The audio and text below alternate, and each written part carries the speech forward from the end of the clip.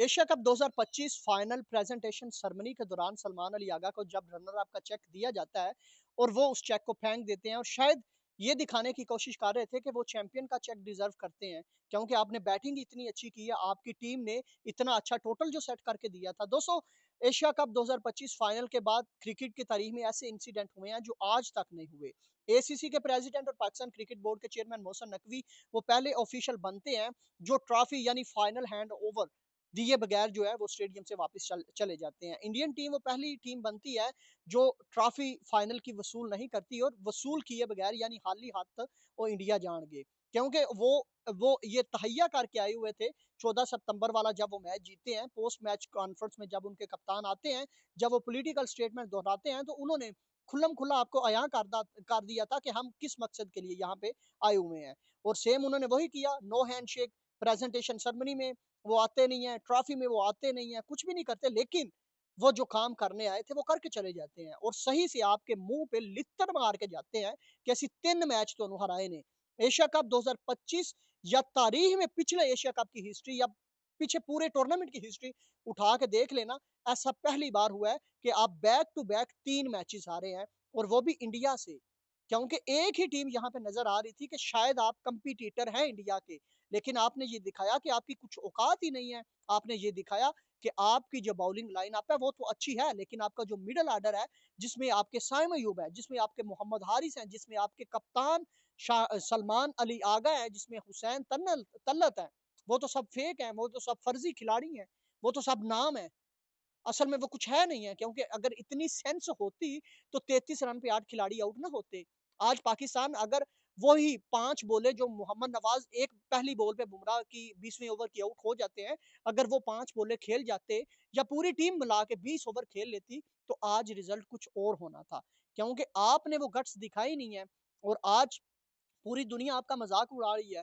मुझे आज भी नजम सेठी की एक बात याद है, जिसमें नजम सेठी कहते हैं कि अगर आपकी टीम कुछ नहीं करेगी, अगर आपकी टीम हारेगी, तो पूरी दुनिया आपकी रिस्पेक्ट या इज्जत नहीं करेगी, क्योंकि सारी तरफ तो लित्तर ही पहनगे।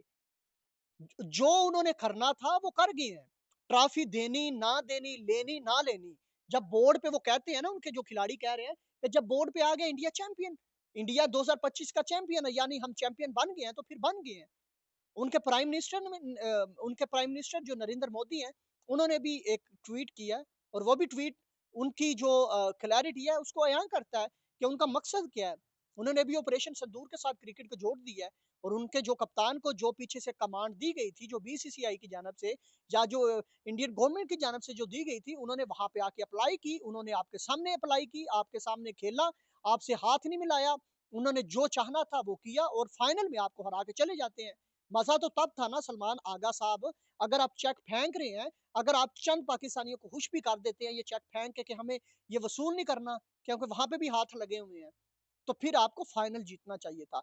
अगर आप फाइनल जीत के इनके मुंह पे चपेड़ मारते ना, तो फिर पता चलता कि आप में कितने गट्स हैं। आप फाइनल भी हारे, आप 3 मैचेस भी हारे, आपकी बुरी परफॉर्मेंस रही पूरे एशिया कप 2025 में, और फिर अभी भी हम तनकीद कर रहे हैं हमारे बॉलर्स पे। यार 147 रन इस विकेट पे, यार कम से कम 180 रन थे और बनते थे इस विकेट पे, लेकिन अनफॉर्चुनेटली हमने बनाए नहीं है और फिर भी हम तनकीद कर रहे हैं। कम से कम मैं इसमें ये नहीं कह रहा कि हमारे बॉलर्स का कसूर नहीं है। हमारे बॉलर्स में अगर बात करें तो मोस्ट सीनियर बॉलर्स हैं हारिस रऊफ, उनको चाहिए था कि अभी स्टांस लेना चाहिए था 2021 के बाद। इससे अच्छा और इससे बड़ा चांस उनके पास नहीं था। उनको चांस मिला, लेकिन उन्होंने अवेल नहीं किया, क्योंकि हम मौके पे चौका मारना जानते नहीं है। वैसे तो हम बल्ले बड़े गमाते हैं, लेकिन जब टाइम होता है तब हमारी जो अकल है ना, तब हमारा जो दिमाग है वो कहीं और होता है। तिलक वर्मा ने खेला है ना, एक चांस मुझे बताए, एक चांस अगर उस बंदे ने आपको दिया है, इतनी क्लीन हिटिंग की है, अगर बैट से मारा, हिट मारी है, तो छिक्का है या चौका है। कोई कैच बताए तिलक वर्मा का।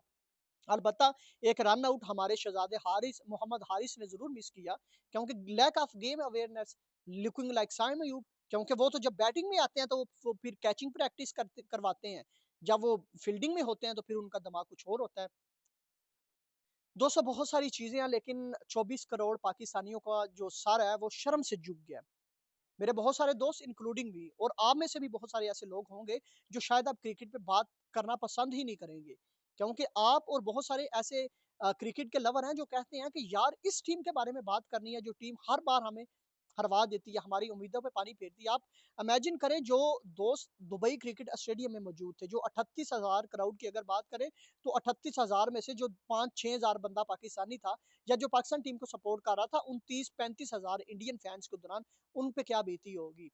कम से कम रहम करें पाकिस्तान पे और कम से कम रिक्वेस्ट है कि कम से कम साइम अयूब, मोहम्मद हारिस को, क्योंकि इनको अभी ज़रूरत है थोड़ी-सी और कोचिंग की। इनको डोमेस्टिक में भेजिए या कम से कम इन पे 1 साल का बैन लगाएँ। अगर आप ये कर सकते हैं तो ये शायद पाकिस्तान की क्रिकेट के लिए अच्छा होगा, क्योंकि आप ये अगर उम्मीदें लगाएँ कि आईसीसी बैन करेगा इंडिया को क्योंकि उन्होंने स्पोर्ट्समैनशिप की धज्जियाँ बिखेरी, उन्होंने आईसीसी कोड ऑफ कंडक्ट की खिलाफवर्जी की, उन्होंने ट्रॉफी वसूल नहीं की, तो शायद उससे आप एक्सपेक्ट ना करिएगा, क्योंकि जो टीम अच्छा करती है ना, जो टीम वर्ल्ड चैंपियन होती है, जो टीम नंबर 1 होती है, तो फिर आईसीसी भी कहती है कि नहीं, अगर हम इस टीम को बैन करेंगे ना, तो हमारा रेवेन्यू रुक जाएगा।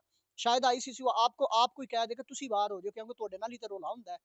ਤੁਸੀਂ तो खेल भी नहीं सकते, ਤੁਸੀਂ ना कोई चंगा कर सकते हो, लेकिन ਤੁਸੀਂ नंबर 1 टीम ਨੂੰ ਕਹਿੰਦੇ हो, क्योंकि पूरी दुनिया उनके साथ खड़ी हुई है। अगर आपकी टीम अच्छी है ना, अगर आपकी टीम टॉप पे है, तो फिर पूरी दुनिया आपके साथ है। अगर आप गंदे हैं, अगर आप हार रहे हैं, तो फिर कोई भी आपके साथ नहीं है। अल्लाह हाफिज़।